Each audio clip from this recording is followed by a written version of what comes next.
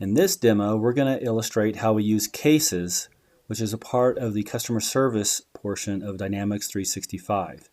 For us, our case here, we're going to have we have the field service, Dynamics 365 field service, which is the sandbox we're using for this demonstration.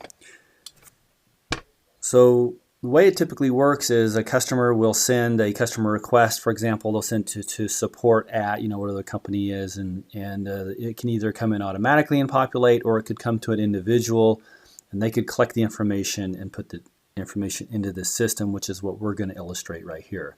So what we want to do is we're going to come in here and we're going to give it a title. So let's say in this case we're getting a network problem is reported, and we're going to complete just some of the basic information that we need in order to get this case into the system. And we've been working with Contoso Fabrication today, and in this case we want to let everybody know that it came in via email. And of course we can complete some of these other items. The thing that I do want to make sure and add is the actual device, the customer asset, if you will, that is impacted here for this, and that should be the Assembly Virtuoso 200 is what they've identified. And then we need to check the network connection. So what that'll do is that'll give our tech just the basic information, and we know that this is going to go into, let's save and close. So let's say I don't know whether if I'm either one creating it initially and somebody takes it into a queue, or I continue to work at either case. What happens is this has created the basic case, gives it a case title, it auto-populates a case number. We have a default priority here, and it gives some basic information about it so far. So now what I want to do is go ahead and I want to convert this to a work order. In order to do that, I'm going to use this conversion tool here. It will tell me if there's other prerequisites I need that have not collected before I create a work order. So let's see what happens there. Sure enough, I've got an incident type. So the work order needs that to be completed. So I'm going to say, yeah, I'll do that.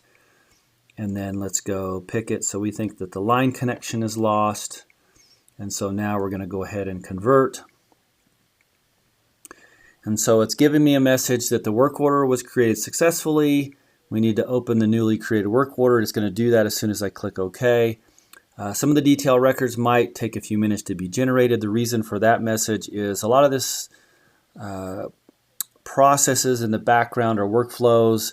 They will pre-populate data and records and information, and it takes just a minute. By the time I click OK here, it'll all be there and ready to go. But it's just giving you a heads up.